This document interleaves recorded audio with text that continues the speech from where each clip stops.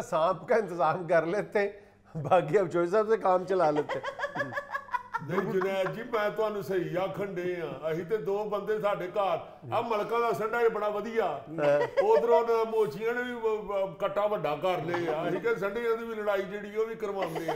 ताया मारे ते असी गया, ਤੁਹਾਡਾ ਜਵਾਈ ਤੇ ਮਦਾਰੀ ਕਰਕੇ ਵੀ ਪੈਸੇ ਪੂਰੇ ਕਰ ਲੇਗਾ।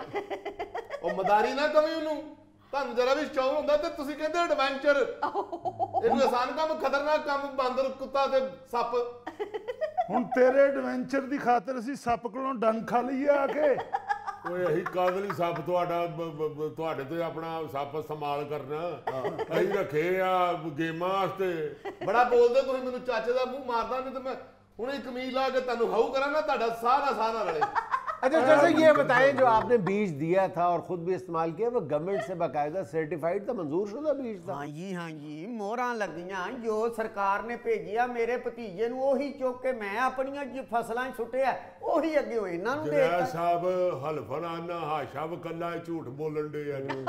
ये उसले आंदा ही कि कणक दा दाना वेखना तुसीं मेरे मूंह जिड्डा होना।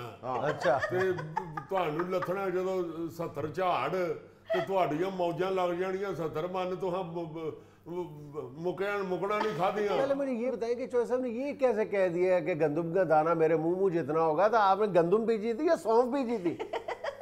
गल जुनैद साहब, अहां नहीं इतियाद की मान लिया, इन्हां नहीं इतियाद की मान लिया, और यार मलका भी नहीं इतियाद की, उन्हां मोचियां ने भी नहीं इतियाद की, पर हजारे होरां दा खलोता है रकबा, उन्होंने भी नहीं इतियाद। सारा पिंड ही मार छड़ी फड़ के करना की पिया। ਅਸੀਂ ਬਾਊ ਜੀ ਚਾਚੇ ਦੀ ਇੱਜ਼ਤ ਰੱਖਨੇ ਆ, ਚੌਧਰੀ ਨੂੰ ਹੁਜਤਾ ਨਹੀਂ ਕਰਦੇ, ਵਰਨਾ ਚੌਧਰੀ ਦਾ ਮੂੰਹ ਵੇਖੋ ਜਿਵੇਂ ਆੜੂ ਪੈਰ ਥੱਲੇ ਆਇਆ ਹੁੰਦਾ। ਸਾਡੇ ਪੁੱਤਰ ਮੂੰਹ ਵਾਲ ਧਿਆਨ ਨਾ ਦਵਾਇਆ ਕਰ, ਚਾਚੇ ਦਾ ਖਿਆਲ ਕਰਿਆ ਕਰ। ਬਾਊ ਜਨੇਦ ਫੈਸਲਾ ਕਰਨਾ ਬੱਚਾ ਜੀ ਤੁਸੀਂ। ਉਹ ਪਰਲੇ ਨੇ ਆਪਣੀ ਛਾਦੀ ਰੱਖੀ ਆ ਫਸਲ ਤੋਂ ਬਾਅਦ, ਤੇ ਰਾਣੇ ਨੇ ਜੋੜਨੇ ਸੀ ਪੈਸੇ, ਤੇ ਆ ਦੋਵਾਂ ਪਾਰਟੀਆਂ ਰਲ ਕੇ 6 ਕਨਾਲਾਂ 'ਚ ਕਣਕ ਬੀਜੀ ਆ। ਬਾਊ ਨੇ ਫੈਸਲਾ ਕਰਨਾ ਤੇ ਚੌਧਰੀ ਤੂੰ ਉੱਥੇ ਪਿੰਡ ਦਮ ਕਰਨ ਵਾਸਤੇ ਬੈਠਾ। ਫੈਸਲਾ ਕਾਹਦਾ ਕਰਨਾ, ਤੂੰ ਸਾਰਿਆਂ ਦਾ ਨੁਕਸਾਨ ਭਰਨਾ ਪੈਣਾ ਤੈਨੂੰ। ਤੂੰ ਨੁਕਸਾਨ ਨਾ ਭਰਿਆ ਤੇ ਵੇਖ ਤੇਰੇ ਨਾਲ ਹੁੰਦੀ ਕੀ।